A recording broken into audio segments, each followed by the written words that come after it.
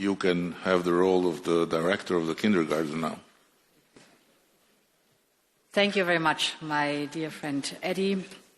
Thank you very much for convening us here. Outstanding again, as we know you. And indeed, many of you said that the changes we are living through are historic, without any question. When the wall fell in 1990, the end of history was proclaimed. And you all remember that we assumed that economic and political freedom would eventually converge and that this would unite people. Now, as we are here today, history is back, and so are geopolitics. What we have perceived as a world order is becoming a world disorder, triggered not least by Putin's imperialistic ambitions and other geopolitical struggles. In recent years, and just as we spoke here, Emmanuel, the need for a wake-up call for Europe has often been articulated. Well, today Europe is awake, wide awake. And we know that we must leap forward. We have to close the innovation gap. Eddie, you mentioned it. We have to boost our competitiveness. We have to build our own resilience.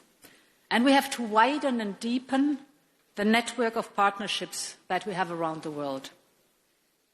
We all have learned that when there are big crises, Europe certainly provides some of the big answers. And we all know it in the last years, the pandemic, the climate crisis, Russian war against Ukraine. All these are serious crises that have really challenged us, but Europe has emerged bigger and stronger from every crisis. Europe has moved closer together in the face of these turning points in history. And Europe has stood united in its unwavering support to Ukraine. Because we should not forget, this is also why the European political community has been founded and created, to rally around Ukraine in the face of Russia's aggression and to preserve peace on the continent, while Russia has left Europe. The mere fact that we are sitting here today, together, with you, Volodymyr, is proof of our ironclad unity. For 3 long years now, we have demonstrated our unity, our resolve, and even greater cooperation to defend the sovereignty of Ukraine, to find a path towards a peace settlement, and strong security guarantees for Ukraine. And all along the way, most members of the EPC supported hard-hitting sanctions on Russia, and these sanctions are biting. Russia's oil and gas revenues have fallen by almost 80% compared to before the war. Russia's deficit is skyrocketing. Interest rates are prohibitively high. Inflation is on the rise, well above 10%.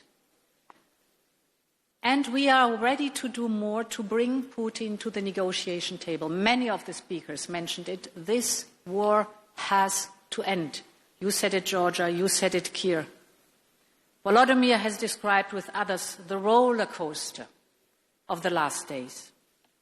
To be very clear again, we want peace. And so we are working on a next set of sanctions. Main elements of this package will be, for example, sanctions on Nord Stream 1 and Nord Stream 2, further listing of vessels in the shadow fleet and lower the oil price cap, and more sanctions on Russia's financial sector, because we want peace and it is time to seriously engage on that.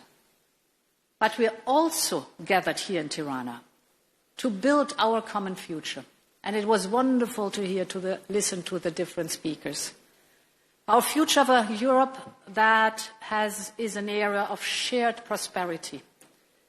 If we are successful in building this prosperity, and I have no doubt we will, That is the glue for stability and peace on our continent. This is stronger than any aggression.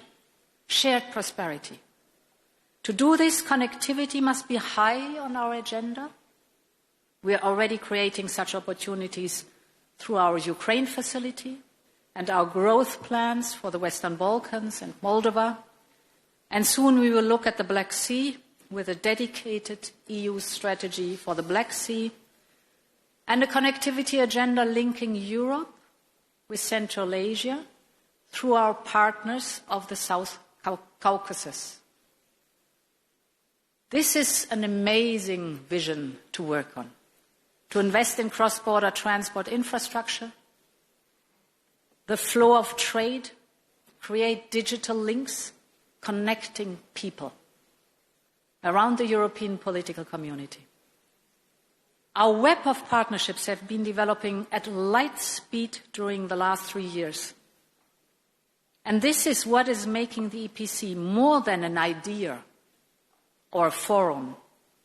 It is the expression of our ability to address and to master together the challenges that occur as Europeans.